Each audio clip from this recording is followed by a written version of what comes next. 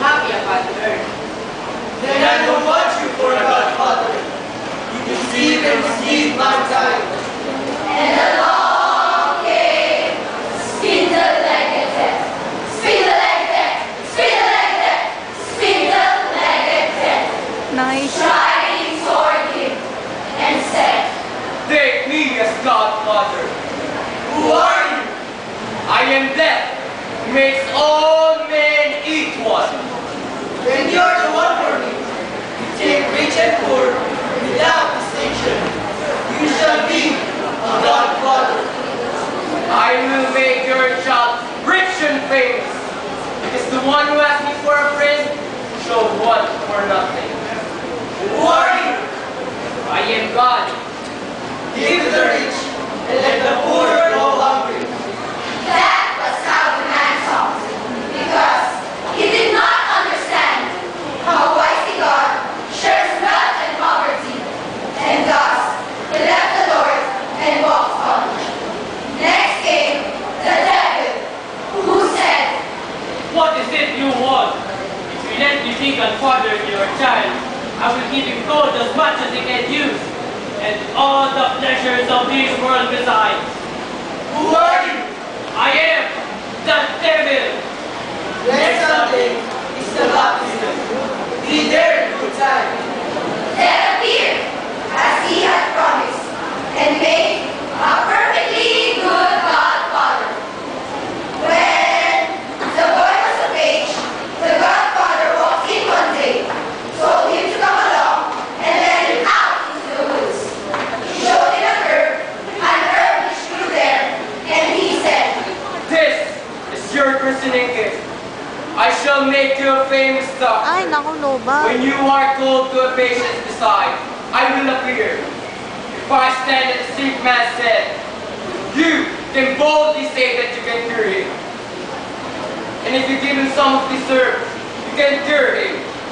But if I stand at the sick man's feet, then he is mine, and you must say that there is no cure for him. But take care not to use the herb against my will, or it will be the worse for you. it wasn't long before the young man had become the most famous doctor in the whole world. He looks at the patients, and right away he knows how things stand. Whether he will get better or he's going to die.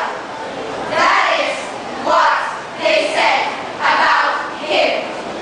And from near and far, people came, took him to see the sick, and gave him so much money that he became a rich man. Now, it happened that the king fell ill. The doctor was summoned to say if he was going to get well. When he came to the bed, there stood Death at the feet of the sick man, so that no herb on earth could have done him any good. If only could just once outwit this, but he'll be annoyed. I know, but I am his godchild, and he's sure to turn a blind eye. I'll take my chance. And so, he lifted the sick man and laid him the other way around, so that Death was standing at his head. Then, he gave him some of the herb, and the king began to feel better, and was soon in perfect health. But Death came toward the doctor, his face dark and angry, threatened him with his forefinger and said, You have tricked me. This time I will let it pass, because you are my godchild. You put your own head into the noose, and it's you I shall carry away. Soon after that, the king's daughter lapsed into a deep illness. She was his only child. He wept day and night until his eyes failed him, and he let it be known that whoever saved the princess from death should become her husband and inherit the crown. When the doctor came to the sick girl's bed, he saw Death at her feet. He also remembered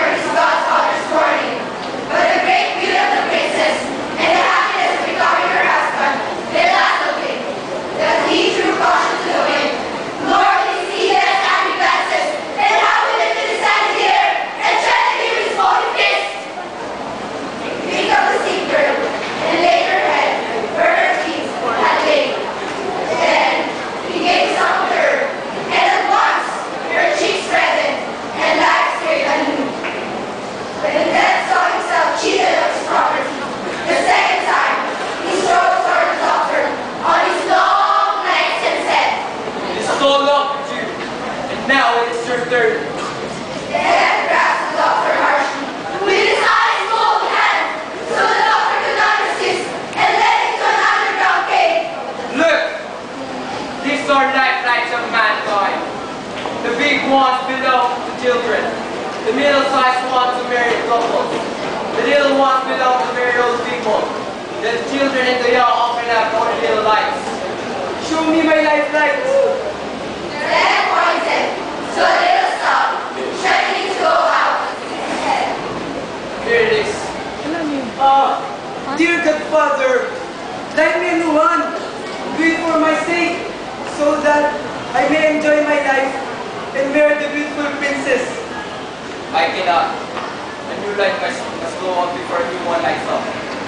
Then set the old on top of a new one, so it can go on burning when the first is finished. Then Nate has taken back his wish for a tall newspaper, but because